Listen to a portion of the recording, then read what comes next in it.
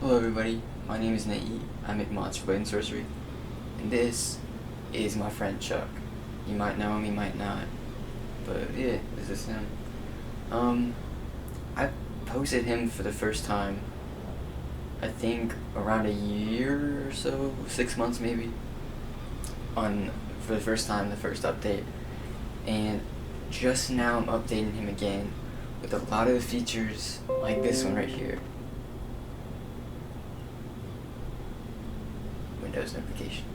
Like this one right here, where you can sit on my arm, right? People have been requesting this so much, so I was like, you know what, maybe I should just do it. But Chuck, he has had some big up and downs. He's not always looked the greatest.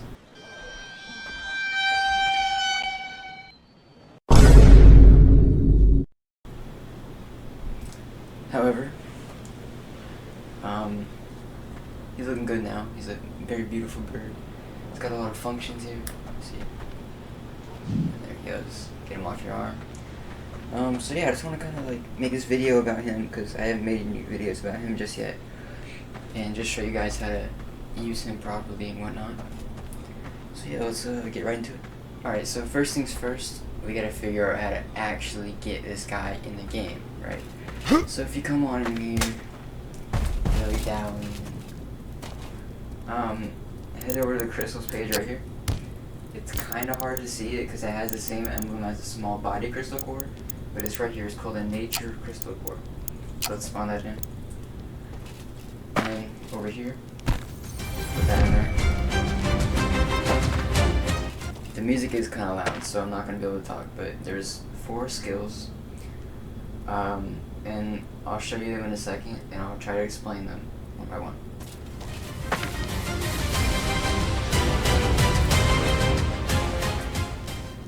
I'm just trying to talk about it here.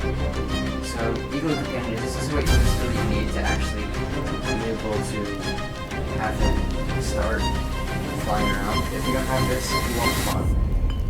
This right here, this is going to make his attacks deadly instead of just electrifying. Bird's eye view, this is going to allow you to go up in the air with a shot and look down. West Talons is going to stop you from having to get apples. Usually when he has 3 charges, and once he's out of charges for attacks, you have to feed him apples to get the charges back. So yeah, those are the skills, and I'll show you how to use them right now. I probably didn't hear a word that I just said, but it's alright. The music is gone now. Can't hurt me. Okay. So, first of all, targeting. It's pretty simple. You're just gonna press with no spells at all. Press both your triggers, and the target will come off your right hand like this. Then, to tell Chuck to go somewhere, whether he's on the ground or in the sky, you press the left spell wheel button, and there he goes. Now, if you wanted him to go back up in the air, you can either walk away from him, or you could aim at the sky to where you can't see your target anymore, and then press the go-to button, and he'll go up there. Right, so that's pretty basically what that is, and then he'll go back up to the circling just around you. Yeah. Next up, I can show you how to attack people. So let's put 2 dummies here. Now in the old update, no matter where you put this targeter, if you chose to command Chuck to go find and kill somebody, it would find the closest person to you. But now, it finds the closest person to your targeter. So right now, if I were to press the command to have Chuck attack him, it would attack that guy and not him. Now I would attack him, now him, now him, now him, get it. And the attack button is the same button on the left, but now on the right. So your spell wheel button right here. So target, both triggers, no groups, and I want this guy, so I'm gonna aim at him. Boom. Turn purple. That's how you know it's working. So he's gonna come down, so we can kill him. There he goes. Now since I don't have the lethal talent skill, he's just electrified. He'll get back up in a few seconds. But just keep up here.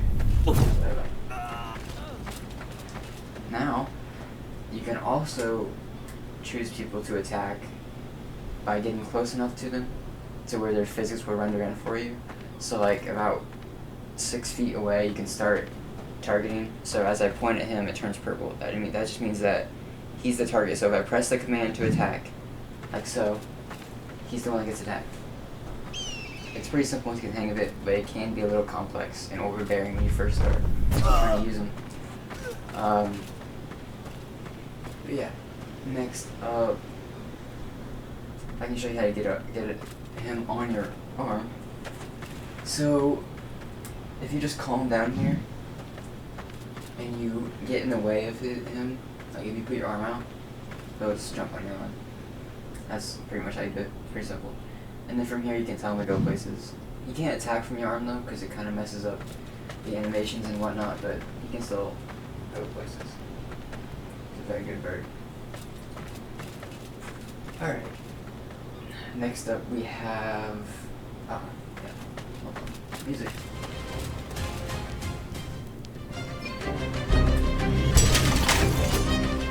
Bird's eye view.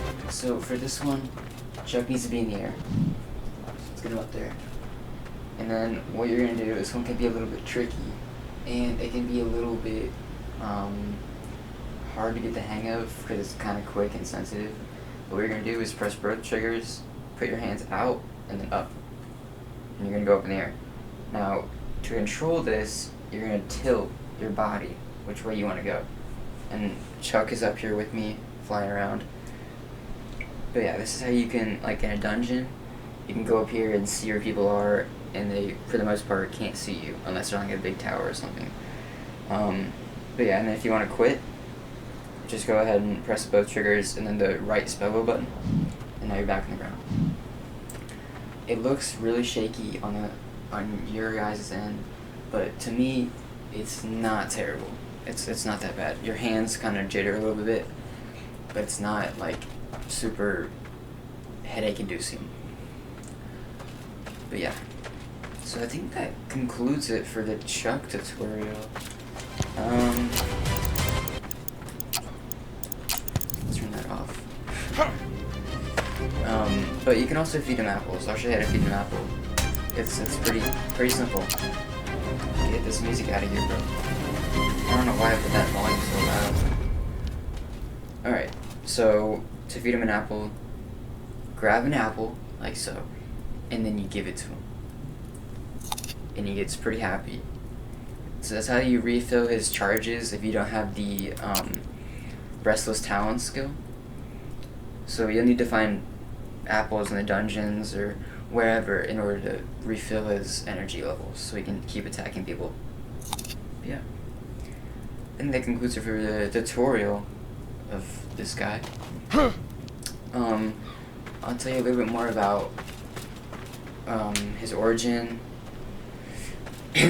why I made him, some of the choices that I made with him. Now, so first of all, I think a lot of people were confused. I mean, Chuck can go through walls, you know, it's a little unrealistic and whatnot, but see, I really wanted to balance that level of funness and realism. You know, when it gets too realistic, it's not fun. If you needed to kill somebody that's in a building, which 90% of dungeons is inside a building, then you'd have to bring Chuck in and then, you know, get him to attack people. I just think it's a lot less hassle and it's a lot more fun if you can attack from anybody. It's also kind of funny. He just goes through walls like nothing, you know? Yeah, that's what's up with that. Let me see. Yeah, you'll see a lot of that where I really just wanted to balance level of fun and realism and just quirkiness of the guy. Because obviously he looks realistic and to Blade and Sorcery standards, but obviously the way that he attacks people is a little goofy, you know. But I mean, I think it's really funny. I like the guy. The way that I made him was probably the way that I would like him in a game. So it might not be the best one for everybody, but you know, it's Chuck. It's pretty cool. But yeah, I guess I can talk about what I want to work on next. I don't know if I'm going to be working on Chuck anymore, I might, and if I do, I'm going to be working on more cosmetic things. Like, I want to see if I can get hats to work with them, like little hats, and different colors. If I can get those done, that'd be pretty cool. But yeah, this update brought a lot of new things that people have been wanting from me for a while, so I hope you guys are happy, and I hope you guys check it out. I'll leave the mod link in the description for you guys. But yeah, thank you guys for tuning in. I'll see you guys in the next one.